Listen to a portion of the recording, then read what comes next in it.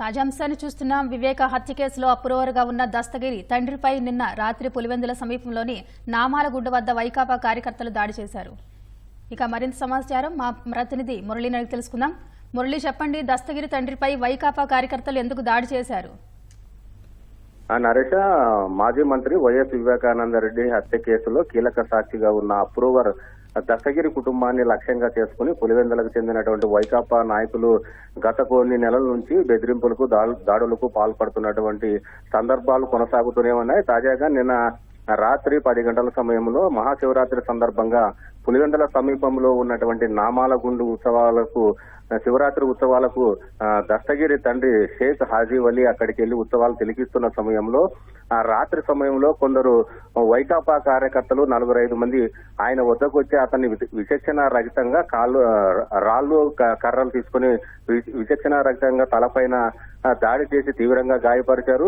ఇటీవలే దస్తగిరి వివేక హత్య కేసులో ఉన్నటువంటి అప్రూవర్ గా ఉన్నటువంటి దస్తగిరి ఒక 10 రోజుల కిందటమే జై భీమ్ భారత్ పార్టీలోకి చేరారు. పులివెందుల నుంచి పులివెందుల అసెంబ్లీకి ఎమ్మెల్యే అభ్యర్థిగా పోటీ చేయడానికి కూడా సిద్ధమవుతున్న తరుణంలో ఆయన ప్రచారం కూడా తిరగడానికి కూడా ప్రయత్నాలు చేస్తున్నటువంటి పరిస్థితి. అయితే పులివెందుల్లో జగన్మోహన్ రెడ్డి పైనే పోటీ చేసేంత మొనగాడివా అంటూ పలు సందర్భాల్లో కూడా వైకాపా కార్యకర్తలు ఆరోపణ చేస్తున్నారు. అయితే నిన్న రాత్రి దస్తగిరి తండ్రి దగ్గరికి వెళ్లి మద్యం సేవించినటువంటి వైకాపా కార్యకర్తలు అతన్ని దాడి చేసే సమయంలో కూడా బూతులు తిడుతూ జగన్మోహన్ రెడ్డి పైనే దాడి చేసేంత మునగాడ మీ కుమారుడు దస్తగిరి, ఈ ఎన్నికల్లో మానుకోవాలి, గమ్మనుండకపోతే ఏమైనా చేస్తామని కూడా వాళ్ళు బెదిరించి అక్కడ దాడి చేసి పరారైనట్లు కూడా బాధితులు మనకు సమాచారం అందిస్తున్నారు.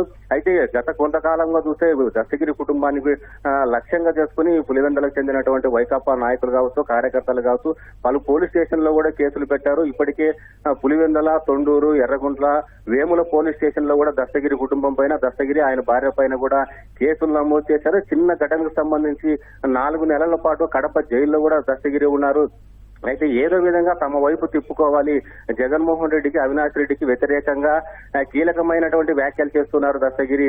ఇతను ఇలాగే కొనసాగితే వచ్చే ఎన్నికల్లో తమకు ఓటమి తప్పదనేటువంటి భయంతో వైకాపా నాయకులు, పులివెందులకు చెందినటువంటి వైకాపా పెద్దలు అందరూ కూడా దస్తగిరిని నయానో భయానో భయపెట్టి అతన్ని నిశ్శబ్దంగా ఉండే విధంగా చేయడానికి ప్రయత్నాలు చేస్తున్నప్పటికీ దస్తగిరి మాత్రం ఏమాత్రం తగ్గకుండా వారందరికీ ధీటుగానే అవినాష్ రెడ్డి ఇల్లు, అదేవిధంగా జగన్మోహన్ రెడ్డి క్యాంప్ ఆఫీస్ సమీపంలోనే దస్తగిరి నివాసం కూడా ఉంటున్న నేపథ్యంలో ఏమాత్రం భయపడకుండా కార్యక్రమాలు కొనసాగించడం, వారికి వ్యతిరేకంగా ప్రచారం చేయడంతో జీర్ణించుకోలేనటువంటి వైకాపా కార్యకర్తలు వారిని, దస్తగిరిని, అదేవిధంగా కుటుంబాన్ని కూడా లక్ష్యంగా చేసుకుని దాడులు కూడా చేస్తున్నటువంటి పరిస్థితి కనిపిస్తుంది. మరి కాసేపట్లో దస్తగిరి తండ్రిని తీసుకుని పులివెందుల పోలీస్ స్టేషన్ కి వెళ్లి సంబంధించిన రాత్రి జరిగినటువంటి ఘటన పైన ఫిర్యాదు చేసేటువంటి అవకాశం ఉంది.